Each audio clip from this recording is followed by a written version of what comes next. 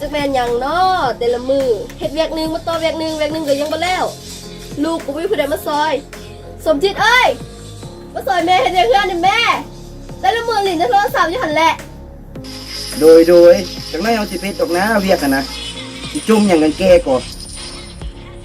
ซ้ำนี่หนึงก็จุ่มแต่ละมือมีแต่จุ่มให้ข่อยนี่อินเกมแต่หน่อยเดียวหนึงจุ่มแท้จุ่มว่า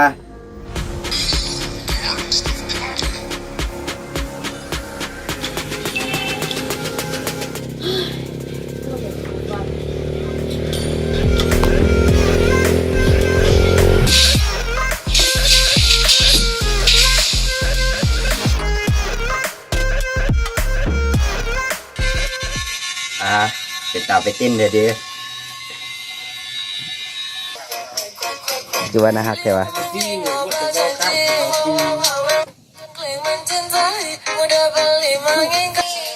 นะฮักแค่ว่าสาวเพลงครับนะฮักอีหลี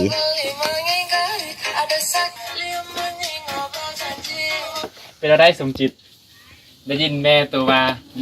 ลิ้นโทรศัพท์ลิ้นเกมลายจนบ่ไปฮอดโรงเรียนพุ่นวะ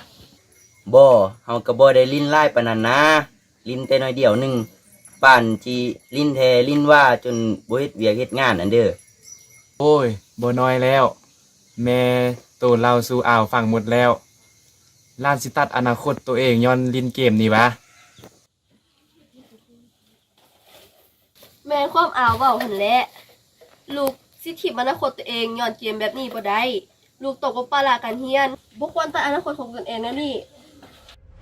บ่แม่นว่าอ่าวกับแม่ตัวสิห้ามบ่ให้ลิ้นเกมแต่ตัวต้องฮู้แบ่งเวลาเรียนเวลาเฮ็ดเวียกเฮ็ดให้มันสมดุลกัน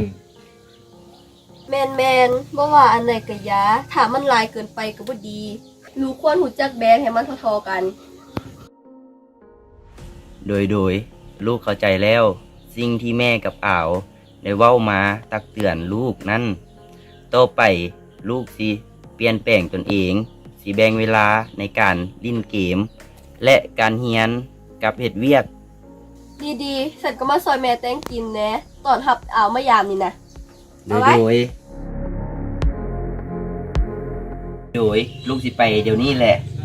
ดีไปช่วยแม่เฮ็ดเวียกไปซื้อเครื่องมือหนึ่งก่อน